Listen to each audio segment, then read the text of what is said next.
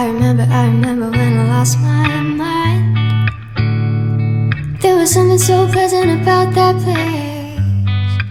Even your emotions have an echo in so much space.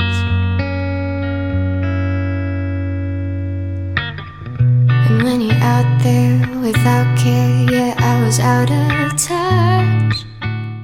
Il faut trouver le courage de se dire que on va rester droit dans ses bottes et que la première chose qu'on mettra en avant, c'est nos valeurs, et ça veut dire qu'on se coupe un bras sur d'autres choses, clairement.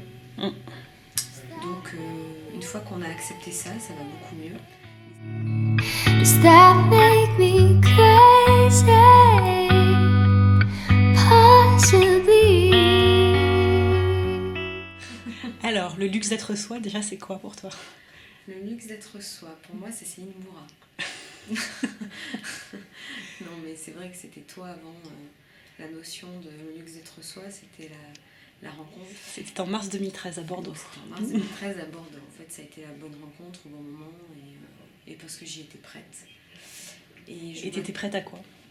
J'étais prête à vouloir avancer, mais j'étais pas forcément préparée à la densité du travail. C'est-à-dire c'est un travail qui a demandé à aller chercher beaucoup de choses en moi. Les bases étaient là, mais en effet, j'arrivais pas à les transposer sur un plan professionnel, ça c'était clair. Ouais. Et donc du coup, tu me disais qu'il te manquait une direction. À la Ouais. fois une direction et une clarté. J'avais pas de vision très claire de là où je voulais aller. On est un peu en boucle sur l'offre, sur les clients, sur ce que je voulais apporter, et j'avais pas réussi. Je savais que c'était là, mais j'arrivais pas à le définir. Et t'as pas réussi à identifier la substantifique moelle non, de ton oui, activité. c'est ça. Je travaillais, j'avançais. Mais pas dans la direction que tu souhaitais. Sans direction, c'est-à-dire que c'était des projets qui se succédaient. Il commençait à y avoir un fil conducteur, mais je n'avais pas déterminé lequel. Sauf que entre les projets qui se succédaient et pour lesquels il y avait un fil conducteur, il y en avait quelques-uns qui gravitaient autour, qui au final, aujourd'hui, je me rends compte, n'avaient pas de sens. Et alors, c'est quoi le changement le plus important de ces 2 dernières années? Donc, on a travaillé ensemble 1 an, de juin 2013 à juin 2014. La grande transformation, c'est que j'ai pu établir une vision. Ça m'a permis de lier ma vie et mon business, c'est-à-dire d'avoir une cohérence entre ce que je suis au quotidien, tous les jours, avec peut-être les gens qui me sont le plus proches et aujourd'hui les gens avec lesquels je travaille. C'est ce qui m'a légitimée en fait. Le fait d'être la même personne, c'est ce qui me rend légitime. Je n'endosse pas un autre costume. Tu n'as pas un rôle à jouer. Non, je ne joue pas un rôle, je suis la même personne, donc je me sens beaucoup plus légitime dans ce que je fais. Alors justement, tu leur apportes quoi à tes clients? C'est quoi ton métier quoi aujourd'hui? Selon elle, c'est de la stratégie de marque. Donc on travaille en premier sur de la stratégie de positionnement, sur laquelle on adosse des outils, donc des relations publiques et des relations presse. Un positionnement spécifique quand même, oui. Qui est la notion d'influence durable. Alors, est-ce que tu peux nous en dire plus? Non.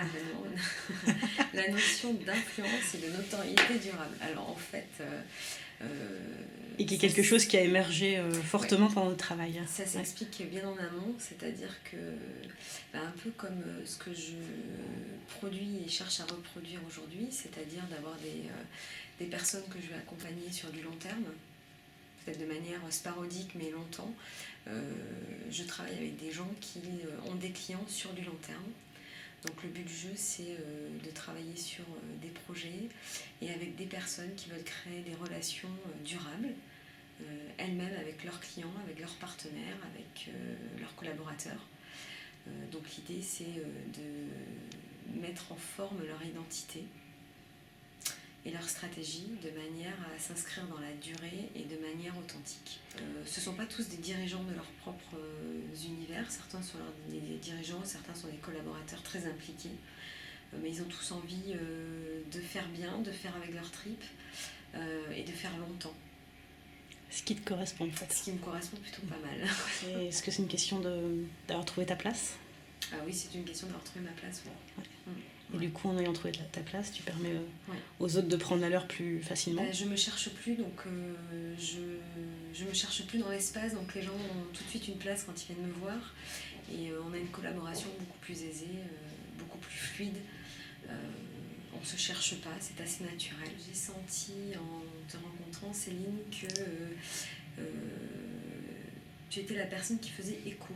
Je sentais que j'avais besoin de faire un travail. J'étais à un point mort, je procrastinais beaucoup, donc j'étais plus en état de frustration. Il fallait que j'avance et j'ai senti en te rencontrant que tu pouvais être la personne qui pourrait m'aider à passer ce cap-là. Et alors, quel travail on a fait ensemble? Parce que, alors, donc, mes clients disent que c'est pas vraiment du travail ce qu'on fait.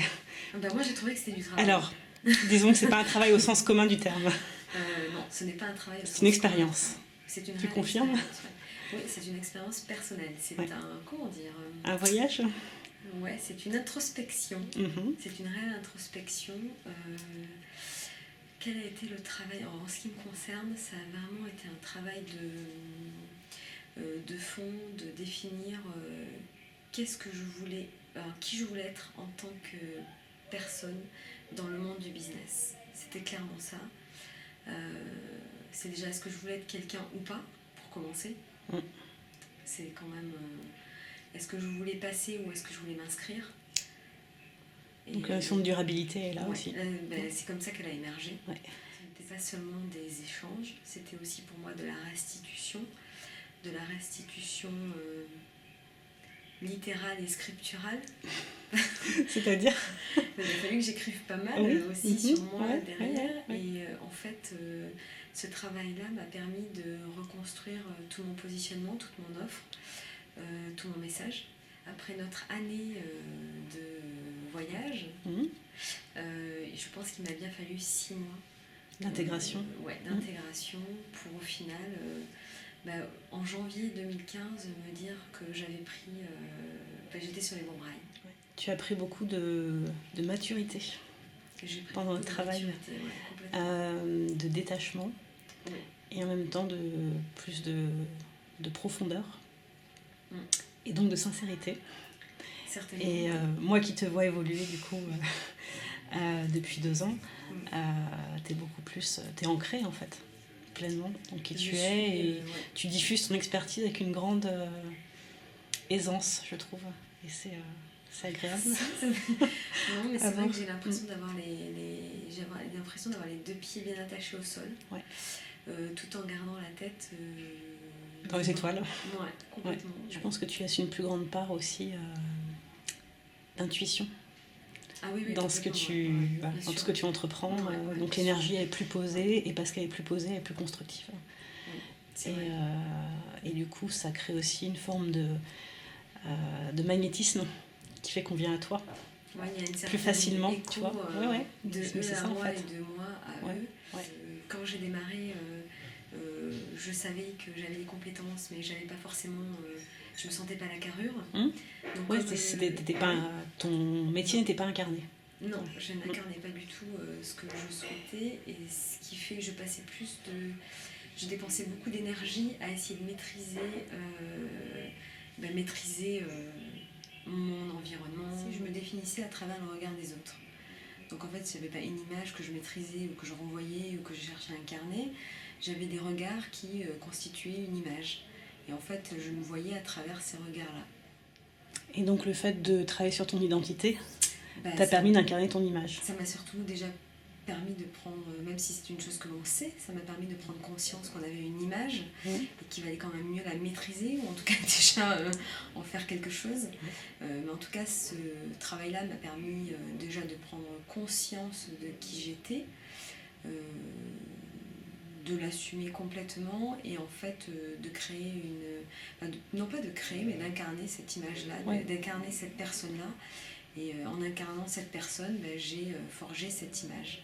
C'est une façon de voir les choses différemment, de voir les gens différemment, de travailler aussi différemment, de collaborer avec ses clients différemment.